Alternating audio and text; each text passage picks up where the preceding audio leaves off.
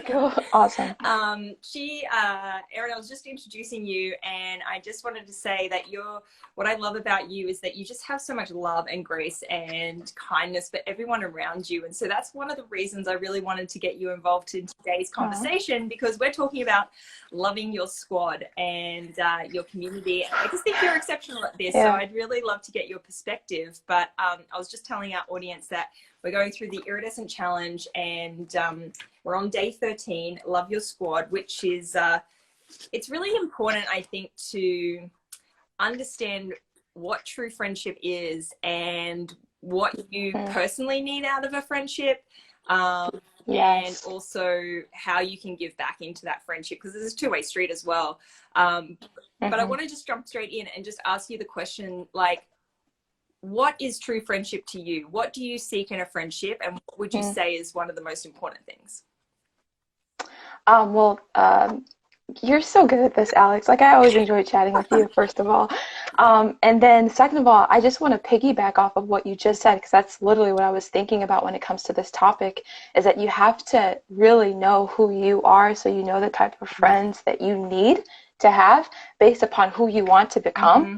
you know? So if I know that the type of person I want to be is I want to be more kind, I want to be more understanding, I want to be more loving, I want to be more of a go-getter, I want to challenge myself, I want more adventure, or whatever it is that you feel like you want in your life and the life that you're trying to build.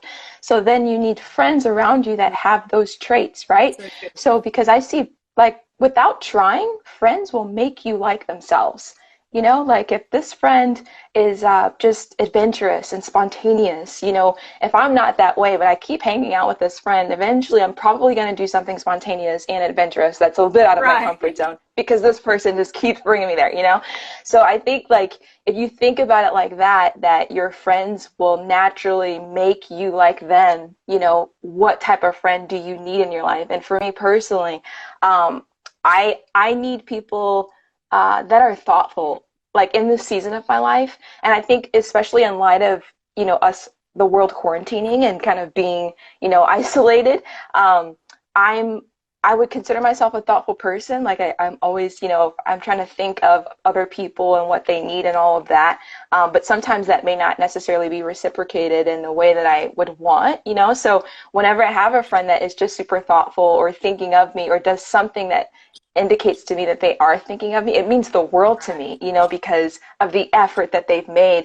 And for me in this season of quarantining, having friends that are just thoughtful is what I need, I think, to make it through this Yeah. season of COVID, you know. I So love that. that's just a couple of Yeah, thoughts. I Yeah. love what you said at the beginning, like actually understanding yourself to know what you need and what you can give in a relationship. And you actually wrote a really great article for Iridescent on that, actually talking about the Enneagram and taking a Oh, yeah. personality quiz, and then how Yeah. that has actually affected your relationships and how you interact with people. And that was such a cool perspective to actually be Mm-hmm. self-reflective, because I think so often in relationships, friendships and, you know, partnerships and things like that, colleagues, everything, that we often deflect to other people's being the problem, right?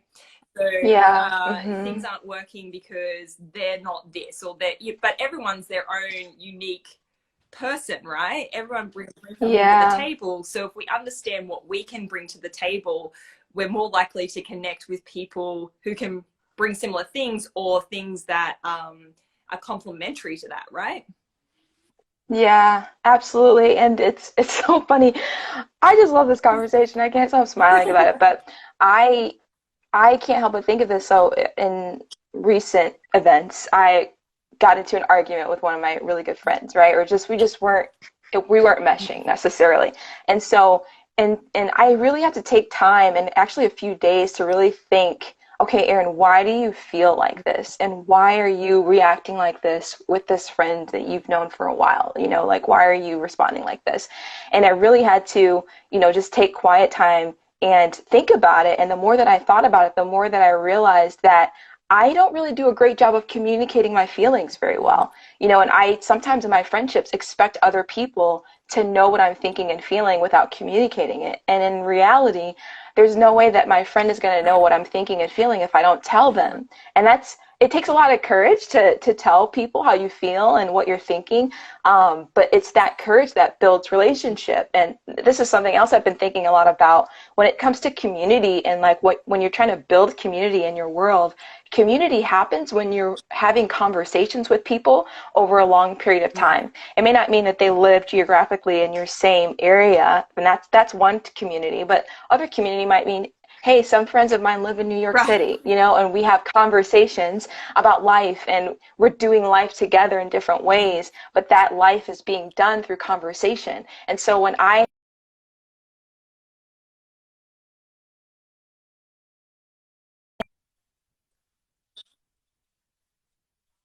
thing and putting a halt on the community I could be building if I was just willing to have that conversation, willing to take a risk to express how I'm feeling. But that's me. That's me being reflective on how I Right. am in Rather friendships than and blaming realizing someone else. my Yeah, weakness. exactly. Exactly, Man, you know, so I definitely. really agree with you That's there. so good because I think too that vulnerability aspect really opens up community. And we were actually just talking about this the other day because I wrote an article about this called My Fear of Vulnerability, and getting to the point where I just hadn't talked to my community about what I was going through or what I was Mm, feeling. And it got to the point where it kind of like all my emotions just exploded into this like awful evening of lots of tears and things. And mm, it was in that reflection because when I then went and talked to my friends about how I was really feeling about things, they had my back. Like they were with me and they're like, hey, I've been yeah, actually going through a similar thing. And we were able to like talk it through. And it was just from that moment on created such a tighter community for me and the yeah, people that I'm friends with, because we were able to just be honest and open with each other, where each other are at, which I think is so important really today in the current climate of what is happening with the coronavirus. yeah, Because we're all going through it together, but we're all kind of mhm, experiencing different emotions and feelings about it at different times and days. Kind of yeah, similar, so it's great to talk about it, but it can be a bit of a wave of emotions as well. So I know for me, like there's one day where I'm like, this is great, I've got some time to like figure things out, and after this we're going to mhm. do this and this, and like planning. And then the next day I'm like, oh my goodness, the world is ending and everything's awful and I can't handle it. You know, there's often on different days Yeah. that I'm with. But what would you say, what has been your experience keeping in touch with your community during this time, Mhm. and then Yeah. also kind of processing those emotions and going through it with people, like yeah, what has been your experience with your friendships? Yeah, I think for me, and this is something I've been thinking about this a lot, especially in preparation for this. I've been thinking about it more, but I was thinking about all of my different friends and what I do that helps make them feel special or makes them feel loved or makes them feel like, you know, we still have a friendship intact even though we can't see each Right. other. And some friends of mine actually don't prefer phone call, they prefer texting. That's a thing, you know. Some friends of mine really like time with each other, but we can't necessarily do that. But maybe a FaceTime call really works well, and it feels like we're in the same room together, you know. Other friends of mine, it's just a random Marco Polo video that just makes them feel so special because I'm just checking in and like, hey, I know you'll get it when you get it, but just know that I was thinking of you. And I'm checking in to see how you're doing, how you're feeling, and all of that. So I think a lot of it, sometimes, you know, with love languages, we're very aware of our love languages and we tend to love people the way that we like to be Yeah. loved, but we don't take time to think about, okay, for my friend Jenna or for my friend Taylor, for my friend Delicia or Tor, whoever it is, how do they actually feel Mm-hmm. loved, especially in this season of quarantining and isolation?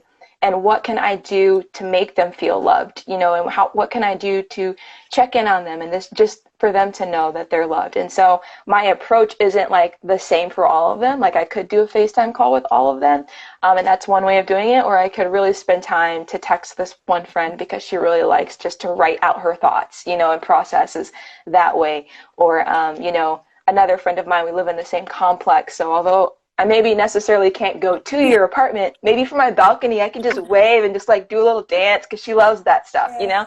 So it's just, I think just putting thought into how other people feel loved and then making an effort to love them the way that they need to be Oh loved. man, everyone needs a friend like you, Erin. I think that's just so brilliant But seriously, like the love language, I think a lot Yeah. of people are familiar with that these days. And it's kind of similar to the Enneagram, kind of understanding what drives you and what kind of like Yeah. fuels your tank, you know, and Hmm. to really understand both how you give and receive love, but it's Yeah. really important to recognize it in other people. Otherwise, you're just constantly thinking from your frame of mind and not putting yourself in someone else's shoes. And I think that can be so important. Yeah. But I wanted to read something from, well, I wanted to read this quote first from the challenge because when Nicole, Yes. I've got mine here yay, too. yay, when Nicole and I put this together, we actually, this was our favorite quote of the whole thing. And it made us laugh, but also is like the real truth. So it's actually a quote from Oprah Winfrey, and it says, "Lots of people want to ride with you in the limo, but what you want is someone who will take the bus with you when the limo breaks down." And if that ain't the truth, Man. man, I just thought it was such a good way to sum Yeah. up, like, who are your people who will be with you, like, Mm. in the hard time? It's like, it's almost like a wedding vow, right? Like, who will Yeah. be with Yeah. you for the bad times and the good times, and in sickness and in health and all those things. And they're the people that you want in your life. Like people that I knew when I, you know, obviously I live away from family and everything. And so having my twin girls, you know, lots of questions were like, "Oh, are you okay with living away from your family?" And I'm like, you know what? I am, because I will see them and I'll connect with them Yeah. over FaceTime. But I have family here. I have a community Mm. of people that I know at any given moment, at any given time, at a drop of a hat. If I called them and said, "I need you now," they would come. And so, Yeah. and I would do the exact same for them. So for me, those Mm. ride or die people are my family, and they're my community and my squad. And I think it's so important and life-giving to be able to find those people. I Yeah. guess that's the next question though. How do you find these people? Where do you go? Like these Yeah. kind of things don't magically happen. Like Yeah, I know. That's such a good question because I struggled with friendships when I was a kid. Like, I just didn't, I couldn't make friends. I couldn't, it was just hard for me. And it was easier for my sister, who's a year older than me, to get friends, and easier for my brothers, who were, younger than me, to get friends. But I just struggled with yeah, that. And my mom always encouraged me, she said, if you want friends, show yourself to be friendly. And that's a Bible verse, because we grew up in a faith household and everything. So she always told me that. And I think the older I got, the more I understand now that what she's really saying is you have to be the friend that you wish you had until you meet that friend, right? So if you wish, man, I wish I had more friends that really just cared about me, well, then you will attract who you are. So if you just show yourself to be that person to people, it'll eventually happen, And so I think for me, over time, if I look at my friendships now, maybe they reached out to me first or vice versa. But at the end of the day, it was because I was willing to be the friend to them that I wish that I had, whether it's thoughtfulness or praying for me or checking in on me or being there at my game or something that I worked really hard on or a conference that I helped put on or an event that I worked really hard with the decorations or whatever it is, like just showing that they care and being there. If I do that for other people, whether it's from that same person, eventually it will be reciprocated to me, and the people that are reciprocating that love and care and concern are great indicators that they probably belong in your life, and they're probably your ride or dies, and they're probably a part of the squad that you should be loving more because they value the same things that you value. that's actually really practical information. So thank you for sharing that. That's very wise Yeah. words from your mum, who I've actually met, and she's a brilliant woman. So I can trust that Yeah. I advice. love her. So yeah, so just be the friend that you want. Essentially, show Yeah. the love that you want, and be kind like you want, and you're going to attract the right people. I love that. There's also some really practical tips in the challenge as well, and I just want to run through these quickly. They're kind of like tips to point you in the right direction of who the right people should be that are in your squad, right? So these are almost Yeah. like, hey, Yeah. are these the people that you've got in your life?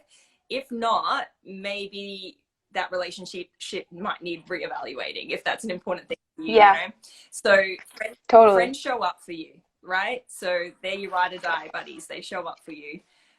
Right. Friends speak truth in love. And I love this one because I think so often kindness can be seen as just saying nice things, but actually sometimes it might mean, hey, I'm going to keep you accountable. The thing you said the other day wasn't okay, or that thing you did, like, not okay. Can we chat through it? And I think it's so important to do that in a loving and kind way. But kindness isn't just necessarily saying nice things all the time. It can sometimes be having those harder conversations.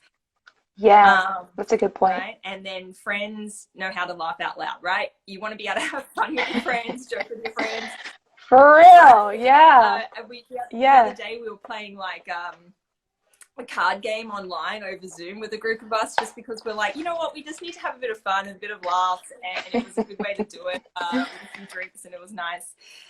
Friends forgive quickly, so I think that's another thing as well. Like, if you have to have those harder conversations, have them quickly, talk through and move on from that. And we did talk about forgiveness the other day, and how important that is to kind of like set friendships and relationships straight. And, you know, there are definitely some circumstances where, you know, a continued friendship might not be the case, but it's important to be able to, if you want to keep that friendship in a good way, to forgive quickly and move on from it. Friends give solid advice, right? Like, you want to be able to talk through a problem and trust that they're going to give you good advice. Exactly. Right? And then they have your back, they cheer you on, and most of all, they have fun. And I just think that they're really good points to kind of look at the friendships that you have, and to your point, the friendships that you want to make, and make sure that you're picking people who are going to represent those values to you and what's most important in your life. And then the challenge for today, and I really liked this because I think that we do attract people in our lives, and we're kind of like got levels of friendships, I'm sure, of like those really close friends, and then kind of like friendly friends, and then acquaintance type friends. And there might be people in your life that you're actually like, I really want to get to know this person better. I want to deepen our friendship. I want to connect with them more because they share those values, and I trust them, and I love them, and I want to kind of connect with them more. And then there might be some other friends that you're like, oh, there's just been a few times where we've been misaligned, or things aren't going so smoothly, and we might want to reevaluate that as well. And so the challenge today is thinking about who are the friends in your life who embody the qualities mentioned above the most. So listing out your friends and going, these guys are the ones that really speak to these values. And then, I don't know, blessing them in some way, saying thank you. Grateful for the fact that they are amazing friends and that they show you this kind of love on a daily basis. I think that could be a really cool thing to do during this time, to say, hey, you know what, I'm thinking of you, and I'm also really grateful. You know? Yeah, that's good. I think gratitude makes hard things easier to bear, to endure too, you know? So I think if we can have a better mindset of gratitude, it's only going to help us get through this a lot quicker, a lot easier, I should say. Right. Yeah, quicker. We're not quite sure how long it's going to be, but it's easier, I think, in terms of, just being grateful about the situation and grateful for the people that we do have in our lives. And I mean, I think it's actually a quote from Winnie the Pooh of all places, but how beautiful it is to have people that you miss. And I think that times like this can really show us what people mean to us and what community means to us, because I know I'm missing my friends face to face, but also really grateful for their willingness to connect with me virtually and, you know, chat on Facebook. Like that. So showing a bit of love and gratitude at the moment for the things that they do bring is really amazing. And actually, Nicole just joined us. Hi, Nicole. Hey. We're actually wrapping up, but we hope that you join us again tomorrow. Nicole will be back with me, and we will be talking day 14, Face the Fear. So stay tuned. Oh, it's a big one. And it's a challenging one, right? Because I think fear can get in the way of it's such a big obstacle for so many of us in our life. So to be able to like face it and kind of like push past it, I think is really important. But Erin, you've been amazing and just brought so much insight today. I love chatting to you. I think you're just full of wisdom, and you just bring so much light to situations, and I really enjoy talking to you. So thank you so much for being here. And absolutely. And people can see Erin's articles on our site, iridescentwomen.com. Just search for Erin Lashley, and her articles will come up, including the one about relationships and the Enneagram. It's a great read and very good advice. So check that out. And stay tuned tomorrow, 12 p.m. Eastern Standard Time. See you then. It's going to be great. Thank you, Bye, Alex. Erin. Bye.